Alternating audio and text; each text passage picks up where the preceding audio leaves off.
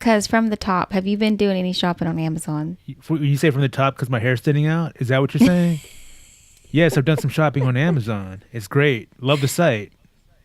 Good. I hope you're going to campfyrepod.com and clicking on the Amazon link because you and everybody else can help support the show. Me? Yes, you. And everyone else? Yes. How do they do that again? They go to campfyrepod.com. That's CAMPPOD. Wait. I'm going to let you take it over from here. You're talking about CAMPFYREPOD.com? That's exactly what I meant to say. And then you click on that Amazon link on the right-hand side, and anything you buy, we might make a small commission off at no extra charge to you. That's the one. All right, let's do that. Help support NumTwoPod. Hi, I'm Lourdes. And I'm Eric, but you can call me Tello. This show is a family-oriented show, but it's oriented from the adult perspective. We talk about adult situations, and very often we use adult language. So if there's any kids in the room, kick their asses out. They don't belong here right now. Unless they want to learn something about life. Right, this may not be suitable for children. And I'd like to add, I don't want to make anybody mad, and I love my family and friends. I do too.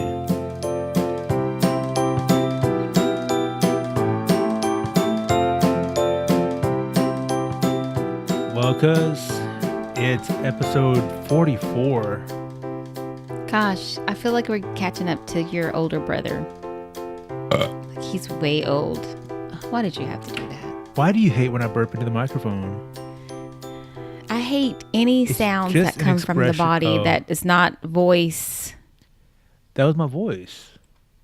That was my voice saying, Speak. Speak what? Cuz, where are you? I can't hear you. I'm right here. Oh, were you drinking? I'm drinking on the job again. Again? It's not wine. It's just coffee, though. A little spiked with a little something, something. That's what I need to do, probably. I'm not a big fan of the drinking, so you do what you got to do. I could have spiked it with cinnamon or some type of other coffee spiker. Hey, barista, I would like a coffee. Can you spike it with some cream and sugar? Yeah. I think I'm a bad mom. Well, I agree with you. Well, I'm actually starting to You'll get no feel argument that from way. me. No, seriously, why do you think you're a bad mom? Because Isabel, your oldest daughter. Yes, my oldest child is she's not a child anymore. I mean, she'll always be my baby, but she's growing into a young woman and she's focusing on her health. And I think we had talked about this maybe before, that going into college, you kind of gain a little weight. Yeah, they call it the freshman 15. Yeah. And so she's struggled with that, but she's been going to the gym and working out. She'll go after work. She's started going in the mornings, and she's asked me twice. Excuse me. Disclaimer. Oh, you can come in if you need to. I'm sorry, guys. Again. Is this Littlefoot? Yes. And she walks in and she's just looking at me. She doesn't have her glasses on. And she's just like, no.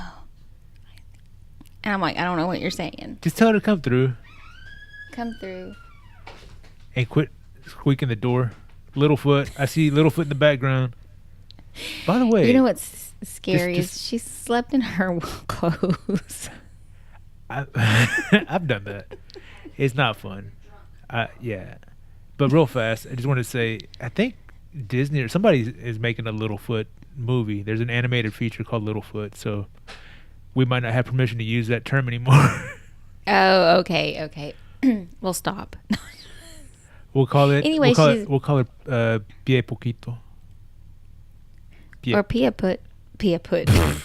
Oh my goodness, PiaPoot.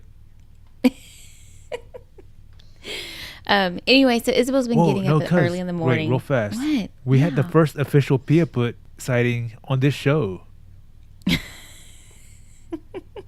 I got footage of it. Oh my gosh. I worked with the lady that her and her husband would go on Bigfoot hunts. Yeah. Would go on what? Bigfoot hunts. Did they call it what I think they call it? What? Squatching? Yep. Oh, are you serious? You know some squatchers? Mm-hmm. Look, I know that this is completely sidetracked what we were planning to talk about. You were talking about your daughter and what a bad mother you are. I just don't wake up in the mornings when she goes to the gym and invites me. That's it. Today was one of them. Well, since today's a podcast recording day, thank you. But it might not be a bad idea to join your daughter. It's not that. Not for anything that you need to do, although it'd be great since you're nearly 40 and you should be in good physical condition. Trust me, I know from experience. But just to be there for support for your daughter, to help encourage her. I know that women especially, I mean men too to a certain degree now, but women for the longest time and still now have had these images of what your body should look like just everywhere. Magazine covers, TV, movies, billboards, comic books.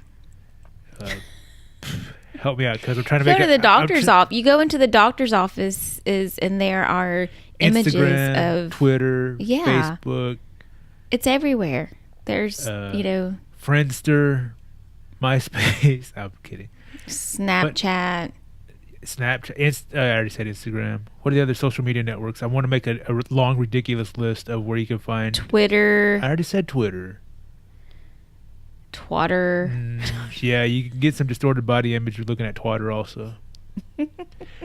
No, but I think it'd be nice for you to join her so that you can kind of help keep her motivated. Keep her motivated, but also give her an idea of a proper body image. Not some of these ridiculous, impossible to reach images that she might be, hopefully not trying to compare to, but might be influenced by.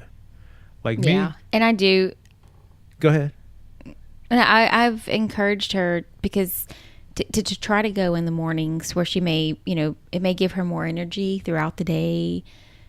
I'm the one that said if you go in the mornings, it will probably work better for me because once I get home after work or in the evenings, I know for sure I can't commit to it. And so she's invited me 3 times and I've unfortunately declined. Well, but I asked her to please keep inviting me, and I know I'm going to do it. Well, that's good, but you are a bad mother for denying her 3 times already.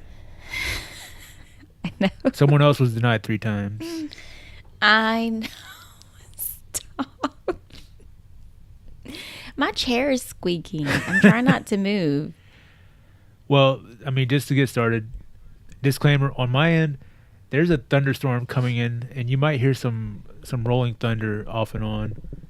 And on your end, there's a PiaPoot sighting. And let's get back to the Squatch and tell me about your friends who Squatch. You never told me about this. Yeah, I don't really have a lot. Well, before you get started, I'm a huge fan of. They're called cryptids. Are you familiar with cryptids? I believe she's mentioned that to me. Okay, well, cryptids once. are what some people might just call mythical creatures, like Bigfoot, Loch Ness Monster, Chupacabra, the Jersey Devil, you name it. Like, were you talking about one yesterday too? Oh, La Marta. Yeah, La Marta. I guess. Yeah, she's except that she actually exists, and my brother caught one time. Did I tell you about this? Before we get into your Squatch, my brother caught una Marta, La Marta. And he made the mistake of feeding her. And then she kept coming around. And like all of a sudden we were stuck with this responsibility of La Marta. Yeah, your mom would make spaghetti or lasagna. La Marta Suerta. Wait, what does that mean? The Marta That's what she said. Oh. I was thinking La mala Marta. suerte. Suerte. Yeah, probably don't do that one. That's too related to another Yeah, bad okay. evil Is it? saint. Okay. So, we'll just go La Marta. La Marta Mala. There it is. La Marta Mala Tamala. Yeah. No, I don't know. Yeah, let's just not. Just to say La Marta. That's it. I'm talking about my ex-sister-in-law for anybody who doesn't know. Because she gets on my nerves and I can't God. stand her. And she brings bad luck wherever she goes. So stay away if you see one. The PiaPoot, that's a friendly creature in the woods. But so squatching is what a term that people use for who go hunting Sasquatch. And I know this. Ever since I was a kid, I've been fascinated by this stuff. I can't say that I 100% believe in it, but just the fact that just the slimmest possibility that something like this might exist, just it brings out the inner child in me and makes me just get so excited, because the thought of a creature like this existing is so mysterious.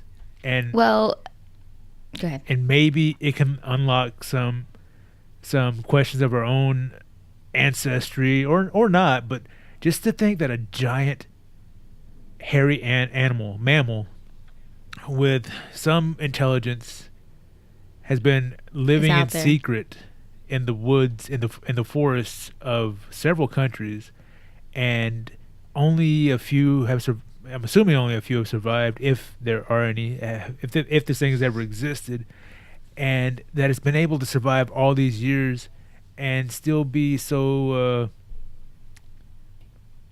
Secluded in secret, secretive, just without social media. Yeah, like Bigfoot. If he had a Twitter account, that thing would blow up. Loch Ness Monster Nessie, come on, man.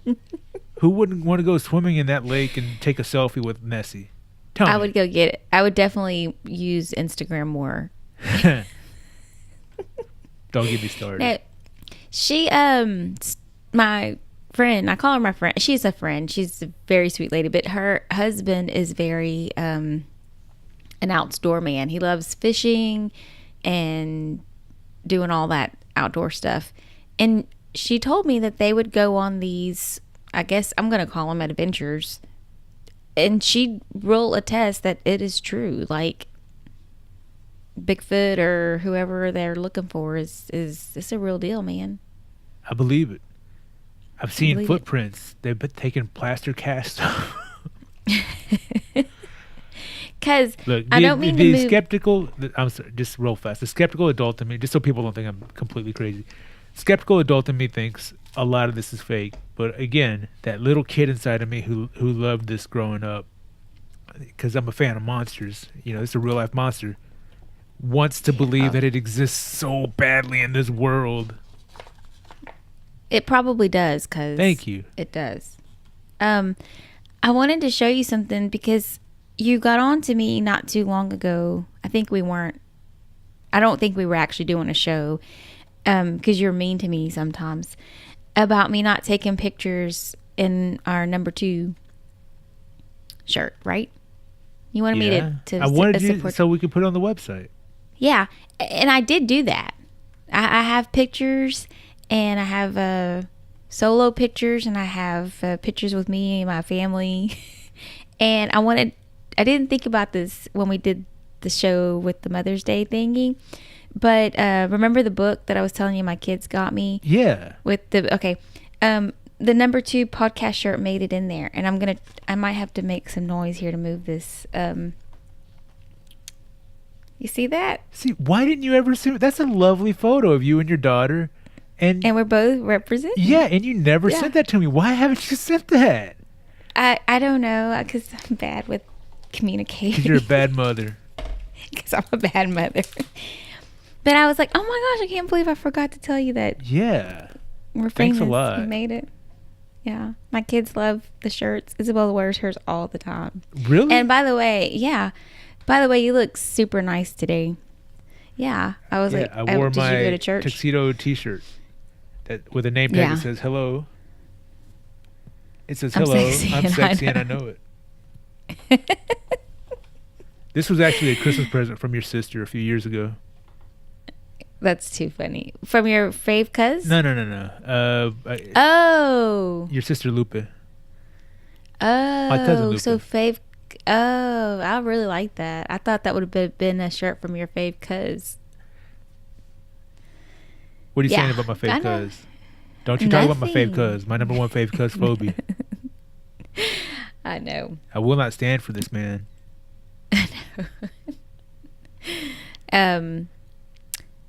So I reached out to not to bring our show down in any shape or form, but I feel like maybe we can acknowledge a recent situation that happened. Are you talking about the high school stuff? Yes. Yeah. And well, just we're recording. We're recording this a little early because you're going to be out of town. But just recently, there have been high school shootings way too often. But recently, there was one that was really close to home, in Santa Fe High School. Right. Yes. And that same day, there was another shooting in Georgia at a high school graduation at Mount Zion High School. Right. And I don't know what the answer is. We're not a political show. We're goofy, laughing at our family, making fun of the dysfunction.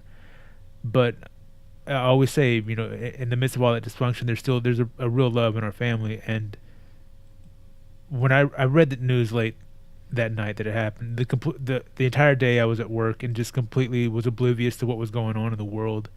And that night I get home and I'm reading this news before I go to bed, and I'm just thinking that these poor kids, this is the world they live in right now, and whatever we've been doing isn't working. So something has to change. And if that means changing a gun law, I'm for it. And if that doesn't work, then search for another solution. But what we're doing right now isn't working. We have family near that area, which thank God everyone we know is fine. But the fact of the matter is children lost their lives. I saw an interview with a student from Santa Fe High School, and they asked her something to the effect of, were you surprised? Were you thinking this can't be happening here? And her answer was, no. I expected it to happen. It was just a matter of when.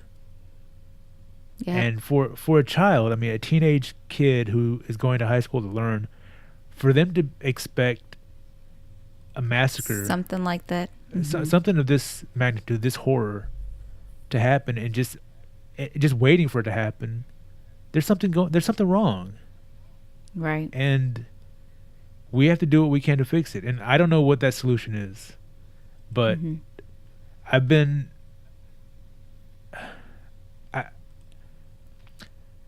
What's the saying? If you allow bad things to happen and don't do anything, then you're just as guilty of it. Something along that line. Yeah. I think we have to build a better reputation for our schools to prevent this from happening anymore. That I don't know what the answer is, but like you said, if you allow, I'm not saying people are just allowing it, letting it, but definitely something needs to change. If I just sit on the sidelines and not do anything, then I'm allowing it to happen. So if in the past I've not been a political person, I've abstained from voting because I just haven't educated myself about some of the issues, or because I didn't have faith in the politicians who were nominated. But the fact of the matter is, our votes are what's going to take to make a change happen. These kids now have become very political and have a movement going, and I'm proud of them because this generation of millennials have gotten a bad reputation for being complacent and lazy, and now in the sight of this horror, these traumatic events, they've risen and have a very powerful voice, and I'm proud of them for doing that, and I support them. And we live in Texas, which is a very gun-friendly state. I'm not a gun person personally. I don't know about you. I'm not against guns. I'm not against the ownership of guns, but the laws that we have in place just aren't working. Something has to change, and right now I'm looking at the law.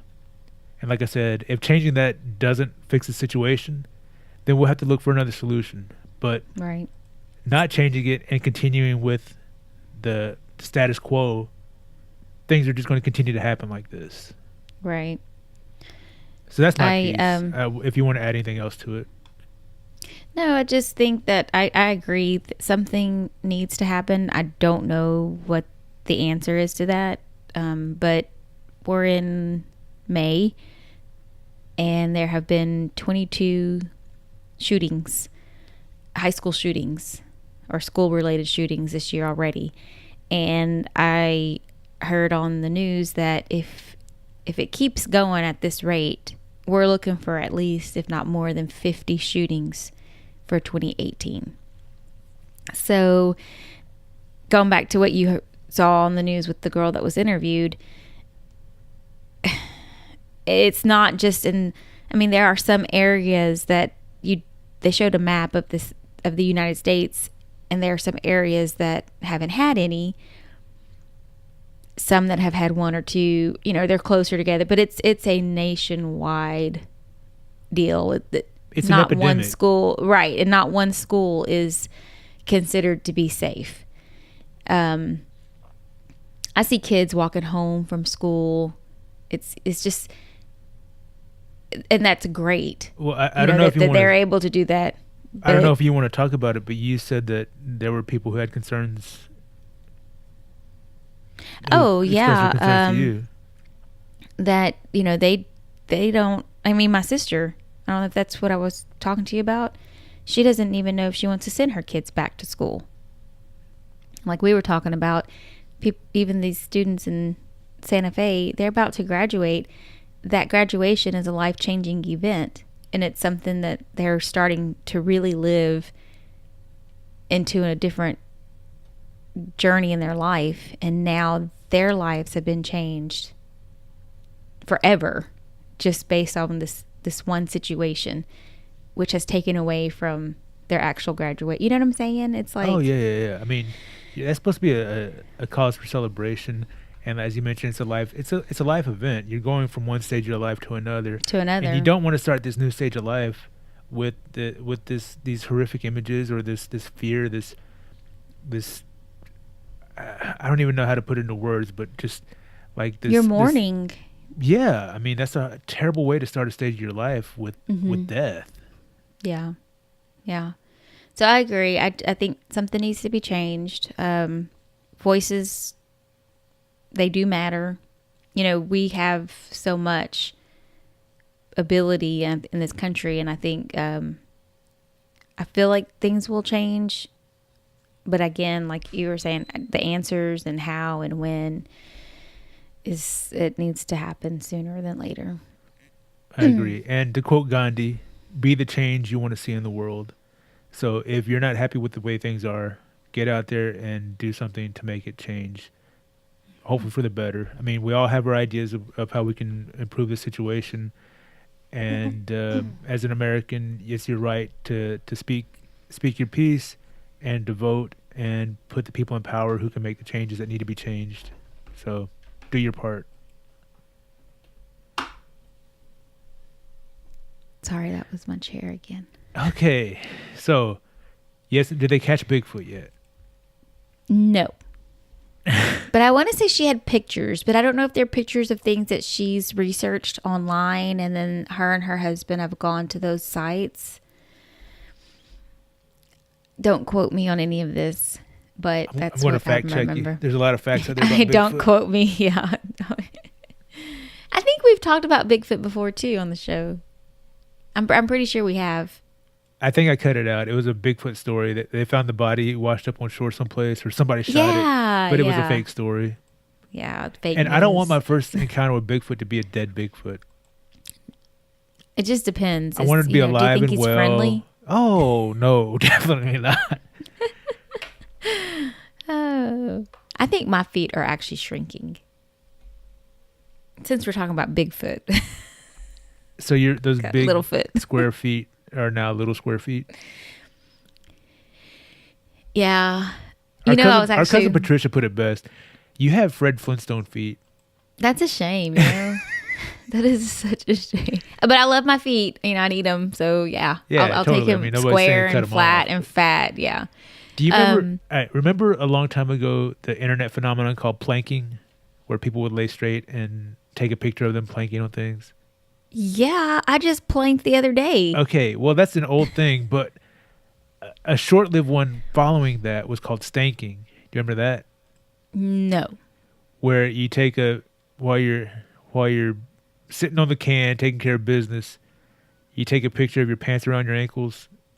Oh my gosh, you sent that to me. Yeah, I stanked you, and then you stanked me back, and you had your Fred Flintstone feet in that picture, and it was so disturbing. First of all, the fact that you're a woman and you would stoop to the level of a childish man like that and stank me back. I made sure did not reveal anything. It was just like. Well, I mean, I did the same thing. Roll down pants.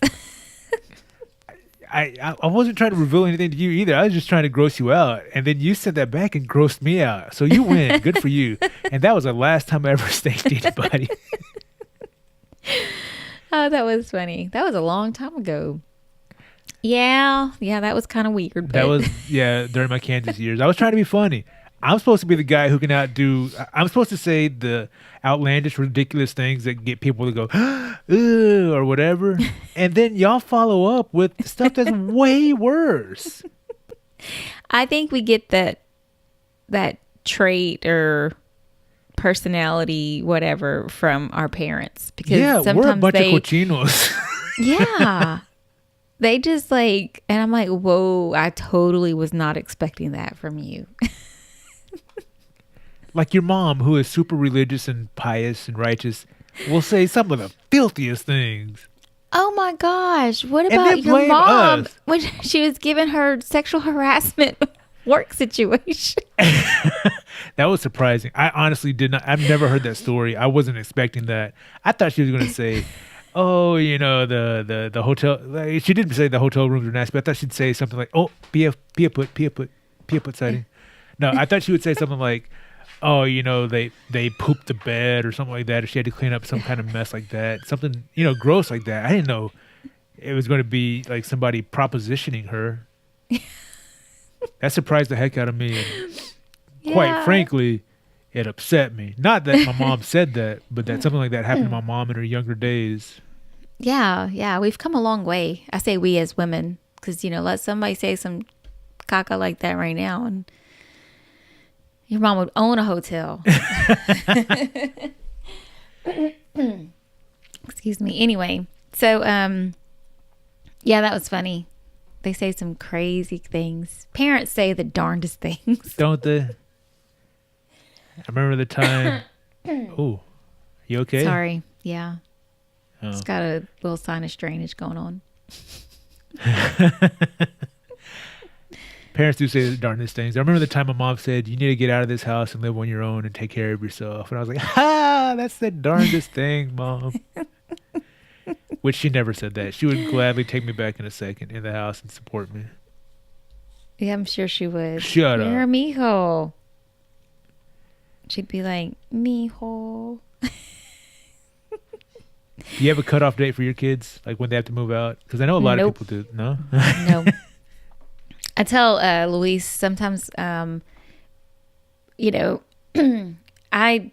want them to, obviously I've done some bad parenting as far as I shelter them so much. Oh, yeah. Oh no, and the other stuff too.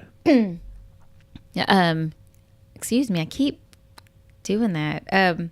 I shelter them, and so, I do want them to go out, and I have to let them go do their own thing. But I still have this, especially with girls. Well, I can't say just girls, with my son too, but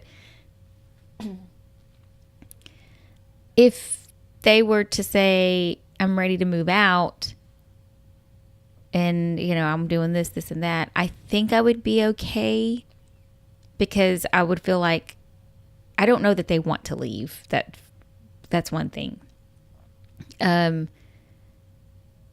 But if they were to say, Mom, I slipped up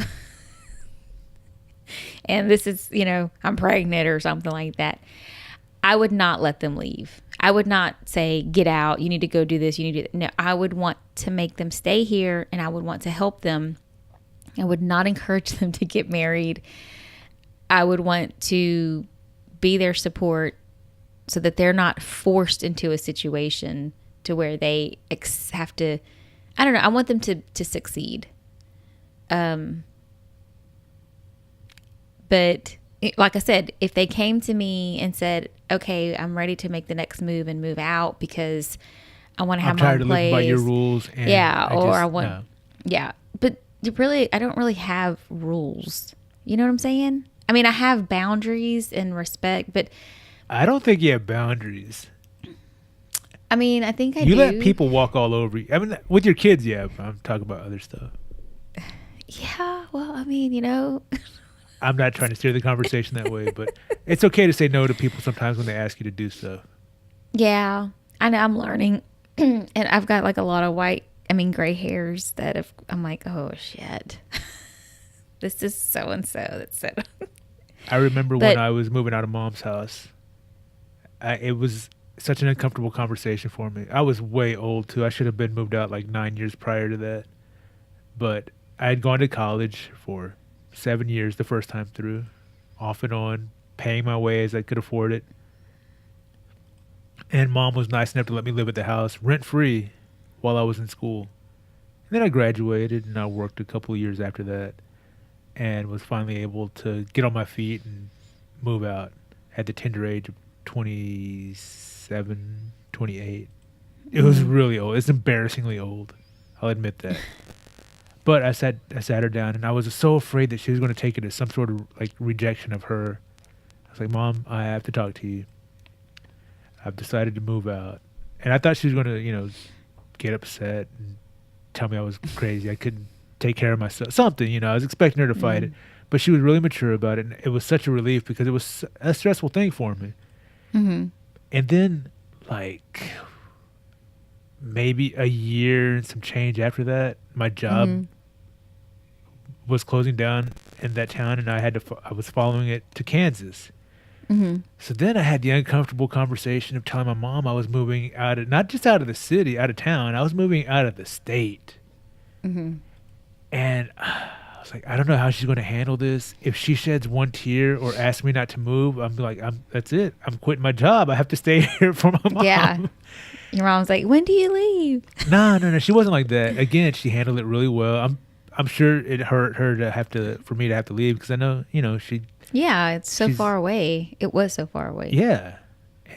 But she handled it very maturely, like a grown up. I was so proud of my mom for handling that like an adult and allowing me to spread my wings and fly. But it was difficult for me too, and I'm proud of myself because I thought I would be homesick right away, and it wasn't like I was like happy, like, oh, thank God I'm away from the family. I was happy to be out of my hometown. I was sad to be out of Texas, but I definitely had my bouts of homesickness. Yeah, and you were there for me a lot of times, so thank you for that. I mean, when you answered your phone, you answered your phone, we talked a lot. Yeah, we did. That's actually, I think, how this podcast was born. Just the idea of it, anyway. Yeah, we planted that seed. It's kind of disgusting, but yeah. What, planting a seed? Now we're sowing it and reaping the crop that has grown from it. Now our crop has come in, and it's time to sell it and cash out. How much do you think we can get for a podcast that gets like 3 or 4 downloads a week? I don't know. Maybe I don't know. That's not a PiaPoot. What is that one? That's Mijo. I was going to say something about him. Well, while you think about that, I wanted to tell you, I saw some friends last night, my former roommates. Mm-hmm. And, we were just catching up a little bit and talked about our jobs and stuff. And I told her that I was taking on some new responsibilities, and I was kind of nervous about it because I'm just not sure that I'm ready for that. and she gave me some very good words of encouragement that I wanted to share with you and our audience. Would you like to hear them? Absolutely. I'm always in good. Anyway, I always keep an open mind. About me accepting these new responsibilities, she said, Mm-hmm. You don't have to be worthy. You only have to be willing. And I was like, oh man, that's great advice. I said, I might need some more of your motivational speech in the near future. And she told me that was actually a quote from Saint Padre Pio. Are you familiar with this saint? I'm very, not, I shouldn't say very, yes, I am familiar. Thanks to my baby sister, Loopy. Okay, well, I had just, this is the first time I've been introduced to him. So in the spirit of don't fact check me, I did a little bit of cursory research and I found a website that has 5 things we can learn from Saint Padre Pio. And Okay. again, I'd like to share that with you and the audience if you're cool with that. Absolutely. Let's hear. I'm trying to write these down. So. Okay, well, the first one was that quote, you don't have to be worthy, you only have to be willing. Mm-hmm. I'll repeat that because I think I didn't say it that well. You don't have to be worthy, you only have to be willing. Okay. And it says it can be easy to feel unworthy, to hold a certain position or be put in charge of a task. Padre Pio reminds us that we need only to be willing to accept the challenge. We do not have to be perfect by any means. The Lord only requires that we say yes. Wow. To the very dress. powerful. No. So I was like, that's very good advice. And I will keep that in mind as I take on these new responsibilities. And it has excuse me.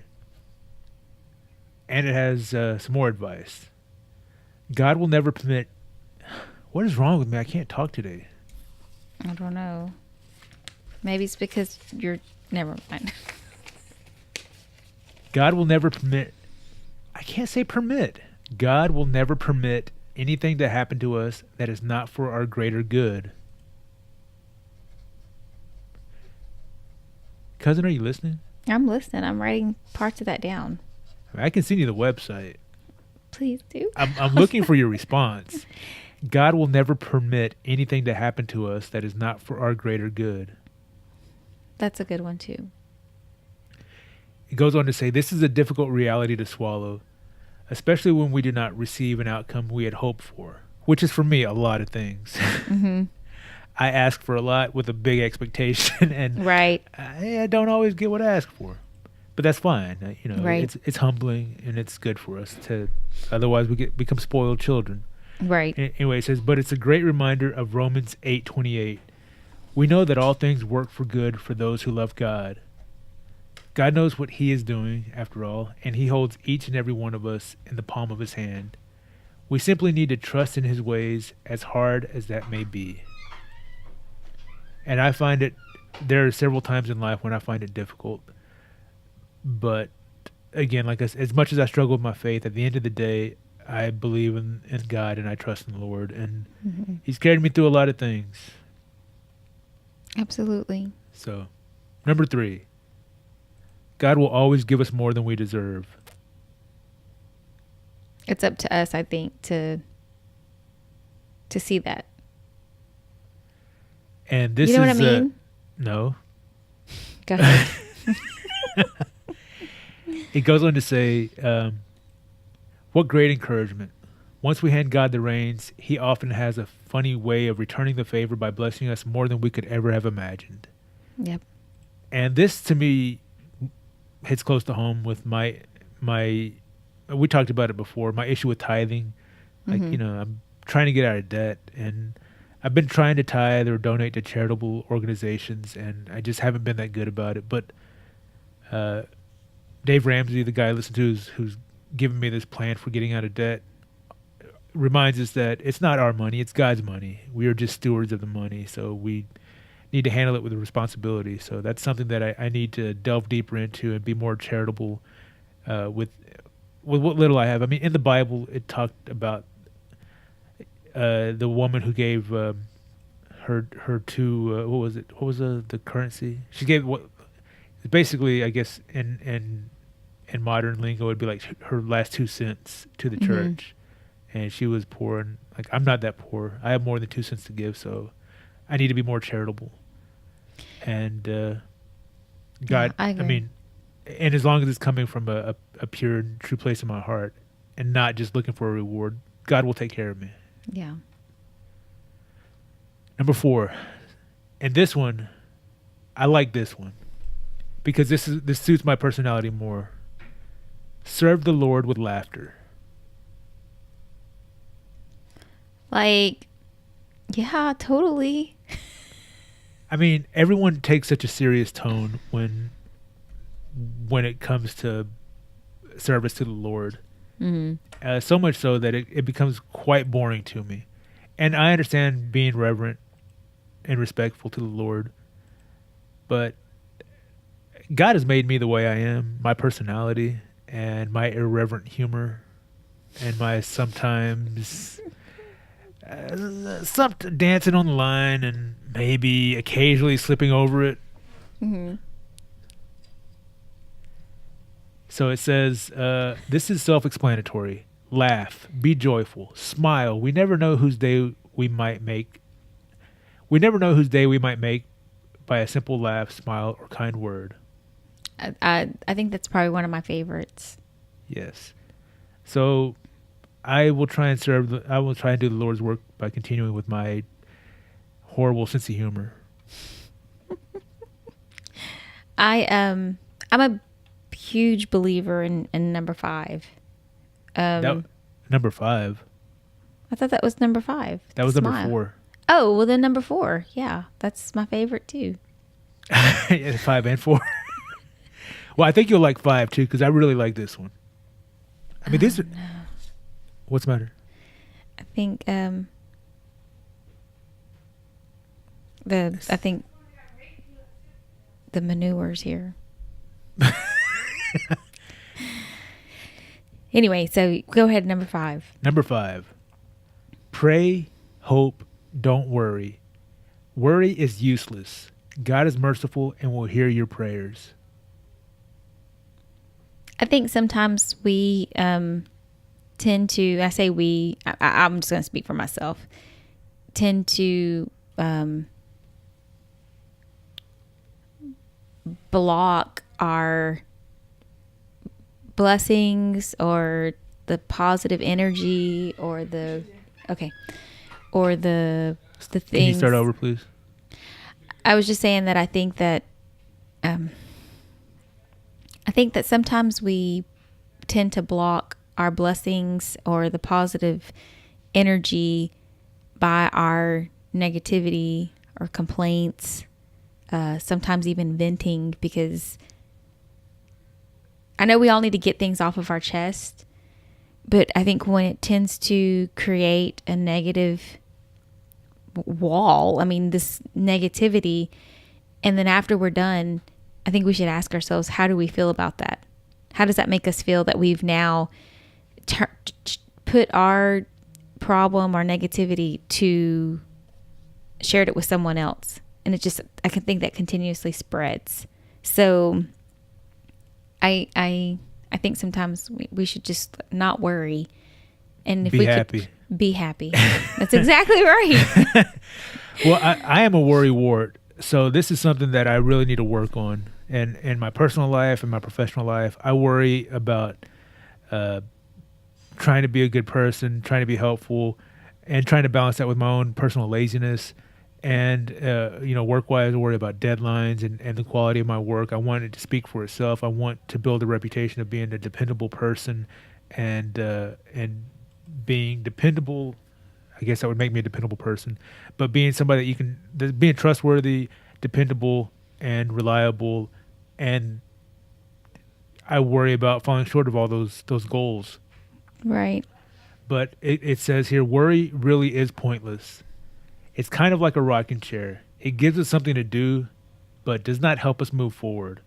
Of course, there will almost always be something to worry about, but dwelling on the worry will not help remedy the situation. The Lord hears each and every one of our prayers, and His mercy never fails. Amen, Brother Ben. Now, this is Saint Padre Pio, not Brother Ben. Amen, Padre Pio. Honestly, I haven't really done a lot of research I Like mean, I said, neither. I only And like I said, I struggle with my faith. It's something that I haven't come to terms and peace with yet, but I'm working on it. And my sense of humor, like I said, and we're cochinos, it sometimes conflicts with things that we've been told to do and not to do. hmm And I'm not a big exerciser, but I do like to exercise my free will. I need to exercise a lot of everything, like body and everything. Go ahead. So I just wanted to share that with you. It's something that it was introduced to me in a time when I think I really needed it, and these are things that I'll think on these and work on putting them into practice, because a lot of this is really just, whether you're a religious person or not, this is just good advice for the most part. It is, and I don't think that. I think that the difference and the change comes in is like you've read these and they've hit you in some form or manner, like they've touched you in some form or manner, and so now that you find this interesting or intriguing or encouraging or whatever it is, now that you know these steps, or if you find one that works best for you, or you find one that you see yourself in, I think that when you're faced with another situation or a challenge, whatever that may be, you can reflect on one of these, and it may help you not react or not get caught up. Because when I do hear things and I'm like sitting I'm just gonna say at work, if I'm sitting there and I'm faced with a really tough emotion that I'm trying to deal with, I have to stop and think almost what would Jesus do? And it's so hard because you just want to react in a certain way. And I have a short temper. Yeah. I mean, I do too. And sometimes I shut down, and I don't want to be that inconsiderate, insensitive person, but yet there's boundaries, and I have to be I try to put my focus towards something else to make it more positive. And in each one of these steps, there is a better outcome, not just for the person or the situation that you're dealing with, but more importantly for yourself. Because I don't want to be anywhere and just be in constant misery. I don't want to be in constant complaint. I don't want to be in just depression or anything. So it's just a better way to help you. And I don't think it's about being more religious or, I think it's just being closer to God, whatever your struggle is. You know what I'm saying? So. No. You know what I mean? You know what I mean? No, I'm saying, yeah, I know what you're saying. I think I know what you're saying. Yeah. But you use a lot of words to get there. No, I feel like sometimes when I do go to church, I'm like, the priest is like giving his homily, and I'm like, I'm so lost. Like, he's using sometimes big words and some things I can relate to, and I'm like, wait, where are you going with this? I'm so confused. And then at the very end, he might say like one sentence, and I'm like, oh. And then sometimes I'm like, I don't even know what all that was. I need to go back home and start over. It's funny how like sometimes that stuff just comes into our life. Yeah. Like I mentioned when I was in Kansas, there was a girl who I had a huge crush on, and she was a different religion than I am. Mm-hmm. And she invited me to her church. And the first time it scared me. It was a Pentecostal church, and I had never been exposed to anything like that. I didn't know what to expect. Our church is there's like choral music, Mm-hmm. I don't Yeah. whatever the word is. Yeah. And there's a lot of kneeling and sitting and standing and Kneeling. and sitting and standing And then you kneel again. and sitting and standing and prayer, and it's all pretty low key, Mm-hmm. And this Pentecostal church was just alive with music and people just running the aisles, and in a lot of ways it was kind of like a concert. There was colored lights, moving. It was a real big celebration, but it really affected me because again, coming from the kneeling, sitting, and standing, and it was way unexpected. But I got used to it. And I went a couple more times when she invited me, and there was one time that her pastor was giving a sermon, and it was talking about like being asking for forgiveness from like your brothers. And I was having trouble with my roommate at the time, and after that I was like, wow, that Makes sense. I've not done everything correctly in our friendship. I've made some mistakes, and I've obviously done something to upset him. We're not getting along very well right now. And I approached him. I was like, look, I heard this in a sermon, and I'm coming to you now to tell you that I know I've made some mistakes, and whatever I've done to upset you, I'm really sorry. I apologize.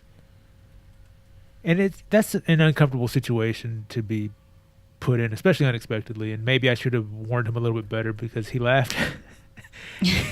He laughed and would just kind of brush it off. And I was like, well, I've done what I can. I've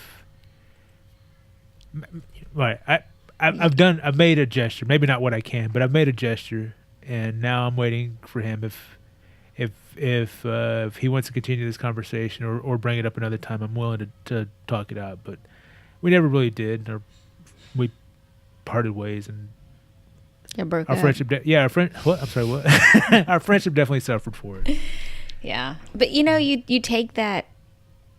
You took a step, and you took it in a way that you knew how and what felt comfortable to you, and you knew what was in your heart and what you were trying to do. It's not your job. And I don't think you do feel like you didn't do enough or anything, but I'm just saying, I'm learning that we can't control other people's feelings. Right. I always wonder though if I do enough. You told me that. Because I'm lazy, and I feel like, okay, maybe I could do more, but my laziness sometimes gets the better of me. And I feel bad about that. But you acknowledge that. So maybe the next time I don't always do something about it. Right, but the next time you're in a situation like that, you know what I'm saying? Like, since you are aware of that issue, you may be more enticed to actually do a little bit more. Like, you look back and you're like, I mean, have you been faced with a situation like that, since then? Not that same situation, no. But, I did see a few of my former roommates last night, and it was good to see them. And like I said, we had some small talk, just talking about work and stuff. And when we moved out, they were sad, because we'd lived together for a while, and they know my personality type is not the kind to reach out and just, I don't know why. I'm very introverted, even with people I already know. Mm-hmm. And I'm just not the kind of person who will reach out and call somebody or text somebody just to keep in touch. Like they have to do it to me, and then I'll respond, which makes it sound like they have to do all the work to keep our friendship going, which is very selfish. Yeah. But last night, after seeing them, I was like, yeah, it was really good to see them again. Mm-hmm. I had a good feeling about it. And we had talked about maybe getting together and having dinner sometime. And it made me think, I probably should reach out to them. They're a young couple, recently married. They're starting their life, and I may not, excuse me, I may not be a part of their life forever, but I should at least make an attempt to keep this friendship going, because they're good people. Yeah, and I have to say, I don't know if it's a family thing, but I'm kind of like you. Like, I consider myself, if I don't see people constantly, whether it's working with them or some type of where I'm forced to see them, after that, and then we can form a great bond, a friendship, whatever it is. Like, some of the most impactful people that have made impactful changes in my life, or that have made me see things in a different perspective, I really valued their opinions, their encouragement, everything. And once I didn't see them anymore, I don't keep contact. I always tell them I'm a bad friend. Like after this, I know I'm not going to see you no more. I know I'm not going to keep in touch with you. And they're like, no, you need to. But it's not. I don't know if it's because I let life and time control me, or instead of me controlling it. You know what I'm saying? Well, and everything slips away. Well, there's that saying that life always manages to get in the way. Yeah. I guess. That was supposed to be like a heavy, profound. You're supposed to be like, oh man, that's so true. And it fell flat. Let me try it again. There's that saying that life always manages to get in the way. Oh my gosh, that is so true. God. I hate you. Let me try that one more time, and this time be really like heartfelt about it. This is the director and me coming out. So take one, 3. Take 3, and action. You know, cuz there is that old saying, life always manages to get in the way. I've never thought of it like that. Hey, I think I can be an actress. You could. I'm sorry. I interrupted you. You've never thought what? Go for it. I never thought about it that way. That is so true. Okay, I have a horrible story. I probably shouldn't say it. I'm not going to say it. Oh, come on. You can't tease and then not say it. Just okay, make it quick. I'm going to say it, we'll and quick you decide if you want it in there. If it needs to be excluded. So the other day, Andrea's here. My mom shows up. And my mom's like, calls me on the phone. Can you come to the door? And I'm like, yes. So I go to the front door. And she's like, what is that? And I have 2 patio chairs at the front door with a little patio table. And in one of the chairs is a bag. And I can see aluminum foil, plastic grocery bag. And then inside of it's like a package of something, aluminum foil. I said, oh. Sorry, what kind of foil was that? Aluminum. Aluminum. I can't say those aluminum things. So there's some tin foil. Thank you. It's not even tin, but we'll go with tin. There's some foil. Aluminum foil. And anyway, so I go, oh, that must be Andrea's food that she brought. She left it out here. So I grab the bag and I come inside and I'm like, Andrea's like, you left your food on the chair outside. She's like, I did not. Here's my food right here. Oh, whoa. This is intriguing. What'd you get? So my mom is like, Andrea's like, you better take that out. All this crazy stuff is going on. You shouldn't be bringing anything into your house. So I'm like, okay. So I grab it and I'm like going to walk out. My mom's like, well, what is it? Let me see. And I had already, before she said that, I had started to like open the bag and just kind of like poke around. Like, it looks like food or something. But my mom's like, I'm just going to take it out because I don't know what it is. My mom's like, here, let me check it.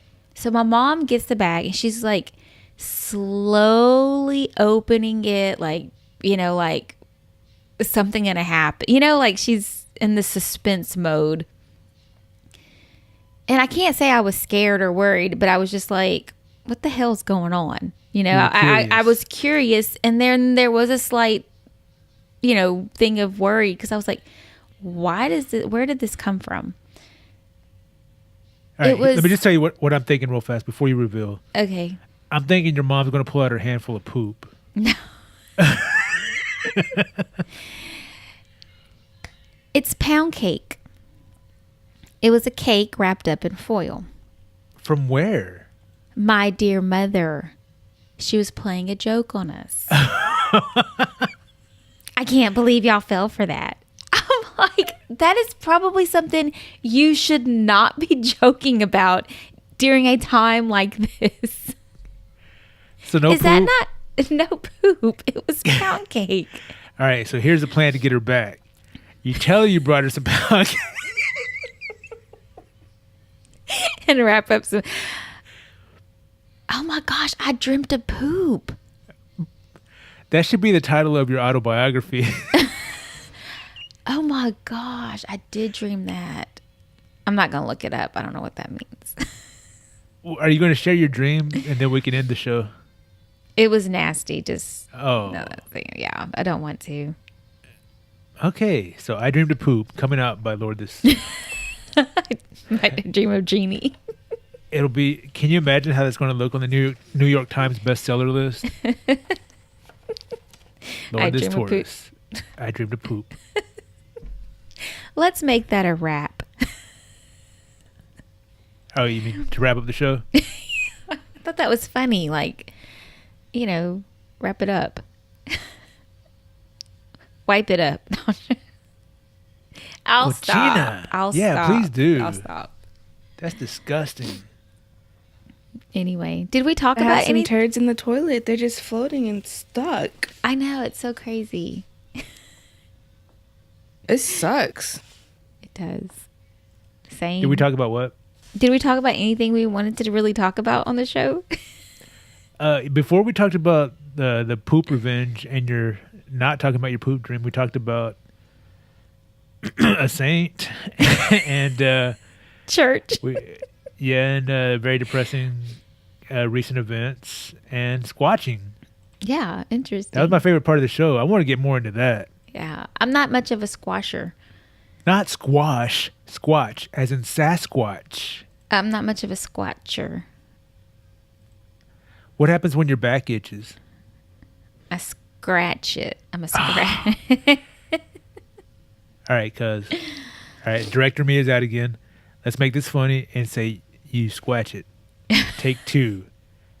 What happens when your back itches? I squatch it. Hey, isn't that better?